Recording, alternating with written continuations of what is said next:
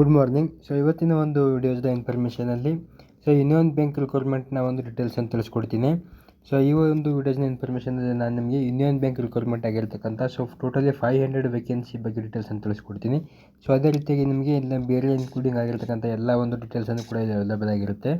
So ಇವತ್ತಿನ ಒಂದು ವಿಡಿಯೋಸ್ನ ಇನ್ಫಾರ್ಮೇಷನ್ನ ಒಂದು ಅಪ್ರೆಂಟಿಸ್ ಆ್ಯಸ್ ಆಗಿ ನಿಮಗೆ ಒಂದು ಯೂನಿಯನ್ ಬ್ಯಾಂಕ್ ಆಫ್ ಇಂಡಿಯಾ ಒಂದು ರಿಕ್ವೈರ್ಮೆಂಟ್ ಆಗಿರ್ತಕ್ಕಂಥ ಟೋಟಲಿ ಬಂದುಬಿಟ್ಟು ನಿಮಗೆ ಒಂದು 500 ವೇಕೆನ್ಸಿ ಒಂದು ರಿಕ್ವೈರ್ಮೆಂಟ್ ಆಗಿರ್ತಕ್ಕಂಥದ್ದು. ಸೊ ಅದರ ಒಂದು ಡೀಟೇಲ್ಸನ್ನು ಈ ಒಂದು ವಿಡಿಯೋದಲ್ಲಿ ತಿಳಿಸ್ಕೊಡ್ತೀನಿ. ಸೊ ಇದು ಬಂದುಬಿಟ್ಟು ನಿಮಗೆ ಯೂನಿಯನ್ ಬ್ಯಾಂಕ್ ರಿಕ್ವೈರ್ಮೆಂಟ್ ಆಗಿರ್ತಕ್ಕಂಥ ಒಂದು ಅಪ್ರೆಂಟಿಸ್ ಅಪ್ರೆಂಟಿಸ್ ಅಂತ ಹೇಳ್ಬೋದು. ಸೊ ಇದರಲ್ಲಿ ನಿಮಗೆ ಸ್ಟಾರ್ಟಿಂಗ್ ಆಗಿ ನಿಮಗೆ ಬಂದುಬಿಟ್ಟು ನಿಮಗೆ ಇದಕ್ಕೆ ಒಂದು ಅಪ್ಲಿಕೇಶನ್ನ ಡೇಟ್ ಬಂದುಬಿಟ್ಟು ನಿಮಗೆ ಸ್ಟಾರ್ಟಿಂಗ್ 28 ಆಗಸ್ಟ್ ಟು 17 ಸೆಪ್ಟೆಂಬರ್ ತನಕ ಇದಕ್ಕೆ ಒಂದು ಅಪ್ಲಿಕೇಶನ್ನ ಓಪನಿಂಗ್ ಮತ್ತು ಕ್ಲೋಸಿಂಗ್ ಡೇಟ್ ಆಗಿರುತ್ತೆ. ಸೊ 28 ಆಗಸ್ಟ್ ಟು 17 ಸೆಪ್ಟೆಂಬರ್ ಇದಕ್ಕೆ ಒಂದು ಲಾಸ್ಟ್ ಡೇಟ್ ಫಾರ್ ಅಪ್ಲಿಕೇಶನ್ಗೆ ಆಗಿರ್ತಕ್ಕಂಥ ಈ ಒಂದು ರಿಕ್ವೈರ್ಮೆಂಟ್ನ ಡೀಟೇಲ್ಸಲ್ಲಿ.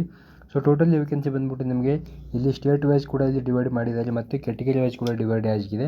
ಸೊ ಟೋಟಲಿ ಬಂದುಬಿಟ್ಟು ನಿಮಗೆ ರೌಂಡ್ ಫಿಗರ್ಸು 500 ವೇಕೆನ್ಸಿ ಆಗಿರುತ್ತೆ. ಸೊ ಇನ್ ಬಿಟ್ವೀನ್ 500ಅಲ್ಲಿ ನಿಮಗೆ ಯಾವ ಥರ ಸ್ಟೇಟ್ ವೈಸ್ ಎಷ್ಟು ಮತ್ತು ಕ್ಯಾಟಗರಿ ವೈಸ್ ಯಾವ ಥರ ಒಂದು ಶೀಟ್ ಕೂಡ ಅಲಾಟ್ಮೆಂಟ್ ಆಗಿರ್ತಕ್ಕಂಥದ್ದು ನೋಡ್ಕೋಬೋದು. ಸೊ ಇದು ನಿಮಗೆ ಒಂದು PDF ಕೂಡ ಅವೈಲೇಬಲ್ ಆಗಿರುತ್ತೆ. ಸೊ ವಾಟ್ಸಪ್ ಥ್ರೂಲ್ಲಿ ನಿಮಗೆ ಇದರ ಡೀಟೇಲ್ಸನ್ನು ಒಂದು PDF ಕೂಡ ಕಳಿಸಲಾಗುತ್ತೆ. ಸೊ ನೆಕ್ಸ್ಟ್ ಬಂದುಬಿಟ್ಟು ನಿಮಗೆ ಇದರಲ್ಲಿ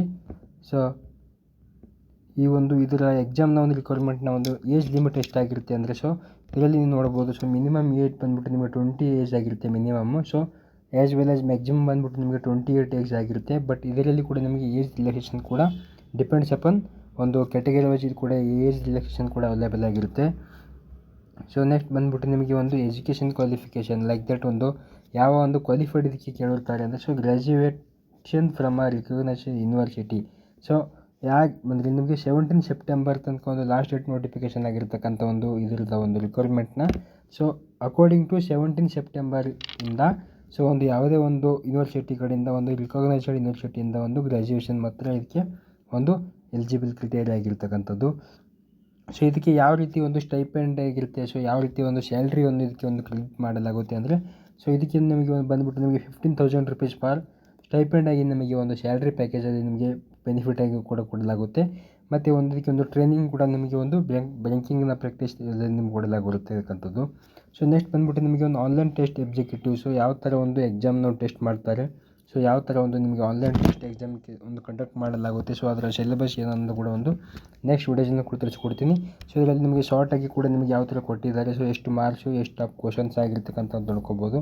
ಇದರಲ್ಲಿ ನಿಮಗೆ ಜನರಲ್ಲು, ಫೈನಾನ್ಷಿಯಲ್ಲು, ಜನರಲ್ ಇಂಗ್ಲೀಷು, ಕ್ವಾಂಟಿಟಿವ್, ರೀಸನಿಂಗ್ ಎಲ್ಲ ಕೂಡ ನೀವು ನೋಡ್ಕೋಬೋದು.